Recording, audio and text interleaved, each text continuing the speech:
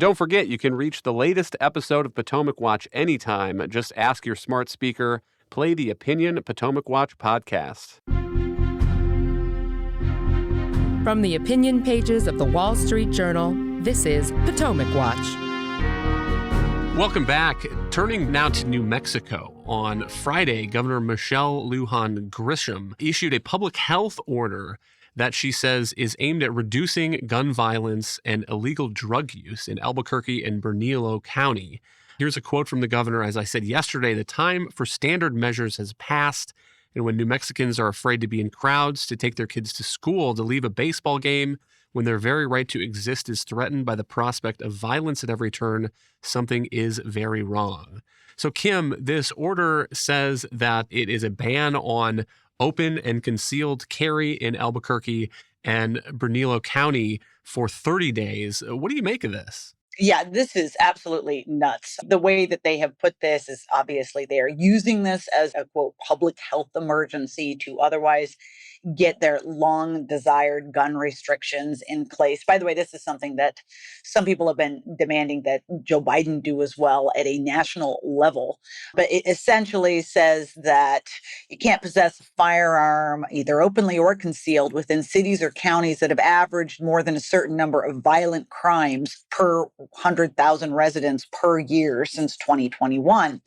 And it has a few exceptions. You can have it on your own private property. You can have it on private property that other people have agreed to. You can take it to the premises of a licensed firearms dealer or to a sport shooting competition or range or traveling to these things. But that's basically it. And look, there's simply no question in my mind. This is flat up unconstitutional. I think the governor here is going to look very silly in the end.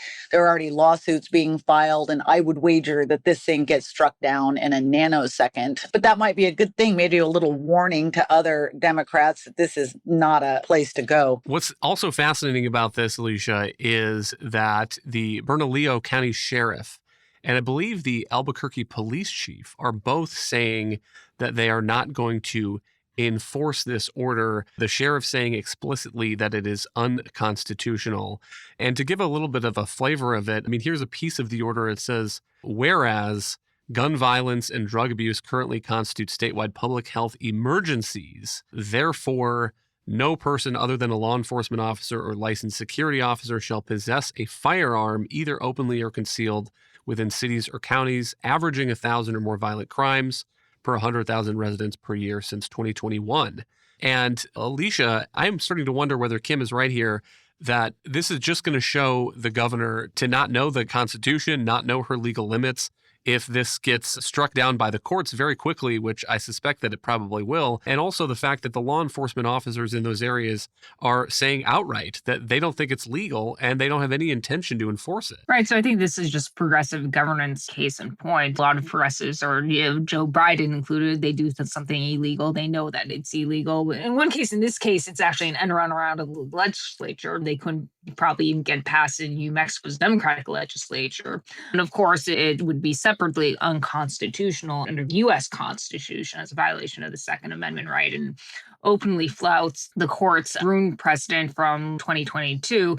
They basically struck down New York's laws and rules that make it a crime to carry a firearm without a license, and made it inordinately difficult to get a concealed carry permit. Now you have a lot of states and cities trying to get around that precedent by essentially like declaring large areas of their cities sensitive places. You wouldn't be able to carry a firearm. Here, the governor is even going even further and just saying you can't carry it anywhere. And again, like, she probably almost no doubt knows this is illegal and violates the Constitution, but is doing this probably as some kind of symbolic gesture. And of course, the broader issue is of the reason why gun violence or crimes and homicides are increasing in New Mexico and elsewhere has nothing to do with people carrying around guns, law-abiding people. I think she used as her justification the road rage accident that killed a child. That may on occasion occur, and of course, that would be prosecuted as a homicide. But the broader issue is really a lot of gun violence surrounding gang violence, cartels, and such. Some of the gun violence increased as a result of George Floyd murder, in which law enforcement actually took a step back and stopped enforcing a lot of crimes. And ironically, may actually see that as a result here is that law enforcement isn't going to try to enforce her edict, but it may just actually take a step back and not enforce some other laws too. But the suggestion that you make, Alicia, is that this is a move intended as a political move to make her more popular, make Governor Grisham more popular with the progressive base. And that's kind of the dynamic that we see in a lot of these states now. Politicians playing for the primary election, the primary electorate, not the general election. But I do wonder whether it's going to backfire. It is getting criticism even from some Democrats saying that they think it's an overreach. It is getting almost unanimous criticism, I think, from Republicans. And again, if it gets slapped down very quickly in the courts, I wonder whether this will only serve as a warning to other governors who are thinking about exceeding their executive power, that there is a way that you can lose by doing that. And Alicia, we'll give you the last word with that. Progressives don't really care if they lose in the courts, and then they just blame the judges. We've seen that time and again with the Biden administration, that they do something illegal, whether it be the student loan forgiveness, the West Virginia v. EPA ruling on the Supreme Court on the Clean Power Plan. And then Biden progressives just attack the courts and say they're being activists. Again, I think this is really, as you mentioned, it's a base driver. The governor is probably trying to gin up more support, enthusiasm, and draw attention to herself. And perhaps she has national ambitions. The Illinois Governor Pritzker, Murphy in New Jersey, and Newsom in California are getting a lot of national attention. I believe that Newsom has actually launched a drive to amend the Constitution to limit the Second Amendment rights. And so I think maybe she's trying to draw a little more attention to herself by taking this action and drive more progressive support. And maybe, as I said, maybe she does have national ambitions, and this is just a play to get on the stage. Thank you, Alicia and Kim. Thank you all for listening. You can email us at pwpodcast@wsj.com.